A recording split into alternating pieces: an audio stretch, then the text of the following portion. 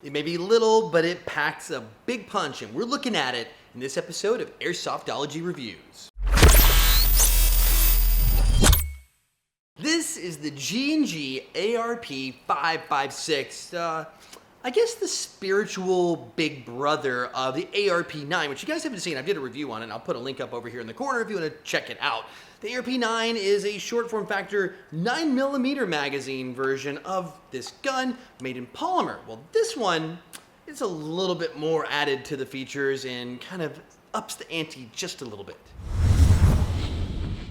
So externally, we're going to talk about this gun and how it differs, because it is very much like the ARP9, and it shares the name ARP9 or ARP556, and that's because the 9 being 9mm with the 9mm mags, this being 556 with the standard M4 mag. It takes regular M4 mags, no problem, anything will fit in here. It comes with a 450 round magazine, which you see here, so plenty of ammo if you want to do it, but if you're a mid-cap fan or something like that, you can do it, or if you want to put a box mag on, you can do that too and go crazy with it.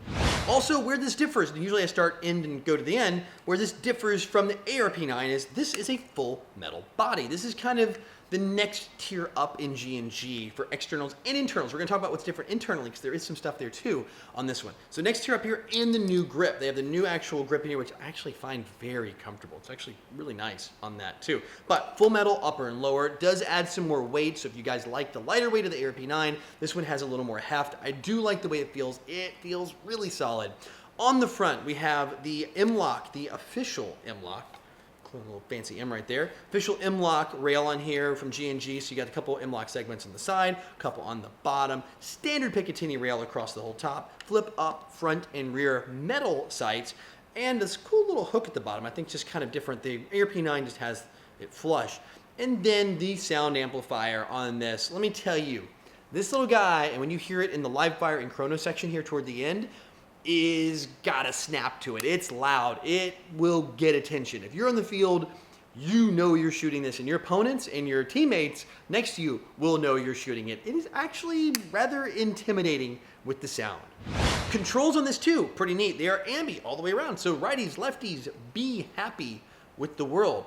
Fire controls, like I said, fire selector, safe, semi, full, both sides, left and right. Also have the mag release, both sides, left and right. Also, you can slide this back. It doesn't lock, so that's really kind of reserved for their top end, like their GT series. It doesn't lock, but it exposes the rotary style hop-up, which I love. That's my favorite. I'm absolutely glad that almost every company now is moving to a rotary style hop-up. Also, charging handle is kind of this double wing style. I like it. A lot of good details here. Adds for like the kind of the custom vibe of the gun. And of course, finishing it out, we have the stock. This is the PDW style stock, a place to attach a sling here. You can clip in, put a keychain ring, whatever you want to do right there on it. It does have, it is plastic, although it's a good polymer. Definitely here, really good, but it is plastic there. So, I mean, you probably don't want to like get crazy with it. You could probably, if you got super rough, shear it off. That's why I'd probably do a keychain. And then of course you have this really long tube here, which will fit a standard buffer style battery, no problem, even with what's inside. And we're going to talk about what's inside this, what makes this a little different than the ARP9 internally in the internal section right now.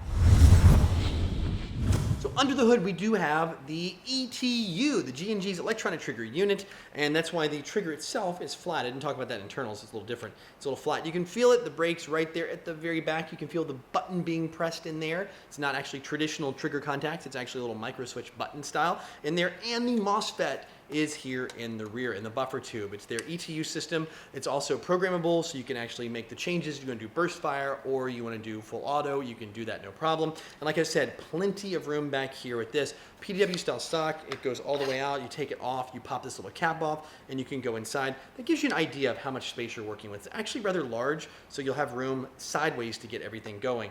Put it all in, you can actually just put the stock back on. If I can line it up one hand, press the button, lock it in place, and now it's extended. So extended, it's good, it's comfortable, nice little grip. That 2 position on this, short, you just press it, and then you can run it all the way in. A little spring load to it if you want to do kind of a short pistol feel.